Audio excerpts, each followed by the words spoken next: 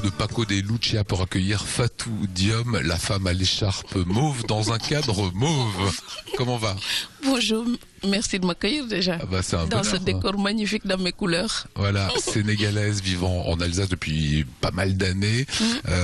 Amour de la région, c'est ce qu'on va découvrir aussi par tous les petits endroits que vous fréquentez. J'ai tendance à dire que impossible de grandir, c'est un petit peu la suite du ventre de l'Atlantique. Hein. Oui, c'est tout à fait ça, parce qu'il y a Sally qui essaie de grandir depuis le ventre de l'Atlantique, et puis elle est revenue s'imposer dans ce livre. Elle vous ressemble? Disons qu'elle me vole beaucoup de choses et s'inspire beaucoup de mon histoire. Elle a piqué des expériences de ma propre vie pour faire sa réflexion sur le monde. Voilà, c'est Niodior, votre enfance, c'est la grand-mère, c'est le tonton tyran, c'est toute cette vie-là que vous allez conter. C'est des vieux démons qui reviennent dans le livre par une invitation à déjeuner. Sally a peur de la maison des autres, parce qu'elle s'est souvent sentie de trop dans la maison des autres quand elle était enfant. Et expliquer cette chose-là, ce serait rentrer dans le détail de l'histoire familiale, qu'elle a tout fait pour oublier. Pendant toute son enfance, elle a essayé d'éliminer cela.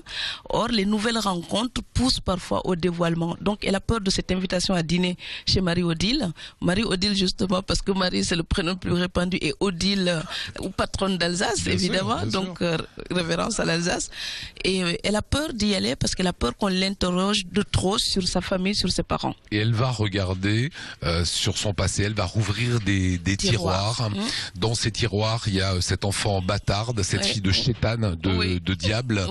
C'est son enfance. Oui, parce que figurez-vous qu'avec les religions ont rendu l'amour coupable. Que ce soit la religion chrétienne ou musulmane. Hein. Il se trouve que Sally est née alors que ses parents étaient jeunes, 18 ans. Ils n'étaient ni mariés, ni fiancés. Ils n'ont trompé personne. Il n'y a pas d'adultère. Et donc, cet enfant-là est considéré comme l'enfant du péché uniquement parce que ses parents n'ont pas attendu d'être mariés pour faire un bébé. Le simple fait qu'elle soit née avant une union officielle la condamne au banc, la fait d'elle une fille du péché. Donc pour Sally, ce sont les grands-parents qui sont là comme une présence salvatrice, comme une présence tutélaire, permanente et rassurante. Cette grand-mère qu'on retrouvait dans le ventre de l'Atlantique, qu'on découvrait dans le ventre de l'Atlantique. Elle est tout le temps là, cette grand-mère. Hein. Je pense que tout ce que j'ai fait dans ma vie, je l'ai fait pour mériter l'amour de ces deux êtres-là qui m'ont porté, mais vraiment littéralement porté, pour me faire tenir dans cette vie qui est absolument vacillante. Vous êtes aussi maintenant une Alsacienne. Hop là. Toute l'histoire se passe ça se voit, non, à Strasbourg, sur l'avenue des Vosges, sur des petits bars, à la Petite France. À la Petite France. Comment vous la vivez cette ville? Vous savez, Nietzsche disait, quand on regarde dans l'abîme, les abîmes regardent en nous. Moi, je pense que quand nous traversons les villes nous traversent. Donc, à force d'habiter dans cette ville depuis 1994, d'ailleurs, j'ai failli vous rectifier tout à l'heure, je ne suis plus Selma la romancière sénégalaise, je suis franco-sénégalaise.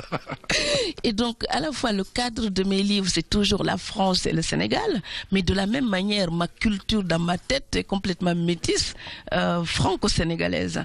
Et quand je suis ailleurs qu'en France, que je sois en Afrique ou ailleurs en Europe, quand je pense chez moi en France, c'est toujours l'Alsace et précisément Strasbourg, parce que ça a été ma première ville d'adoption en France et puis c'est resté ma ville de résidence. Et je pense que, je sais pas, Paris est joli, c'est une belle ville, ils ont plein de fierté, il y a des tas de choses à voir, mais je peux vous dire qu'ils auront du mal à me sortir de Strasbourg, je reste. Vous pourriez revivre en Afrique? Parfaitement, j'y vais souvent. Par contre, la question, et y vivre, c'est pas pareil. Oui, la seule question qui se poserait, c'est celle de l'écriture.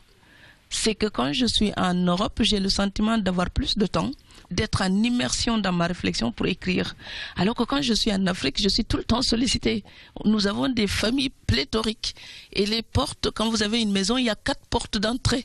Donc c'est de la générosité, de la solidarité, mais c'est aussi de l'envahissement. Vous racontez aussi que vous aidez toujours vos frères et sœurs à se construire, vous les avez aidés financièrement, et ils ont pu mener à bien leur projet. Ah oui, si je voulais lutter contre le rêve d'immigration, il fallait que je leur donne les moyens de faire pousser leur rêve sur place.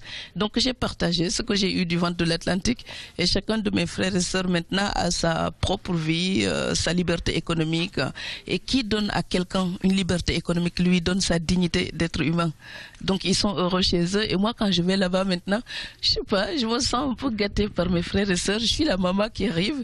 Ils sont tout fiers et ils me protègent. Je les trouve beaux, fiers, contents d'accueillir leur saltimbanque. Parce que quand j'arrive, ils savent que leur petite folle débarque encore. Voilà, et elle a vraiment grandi. Fatou Diom, merci beaucoup. Merci et merci à l'Alsace qui est ma pépinière intellectuelle. Voilà.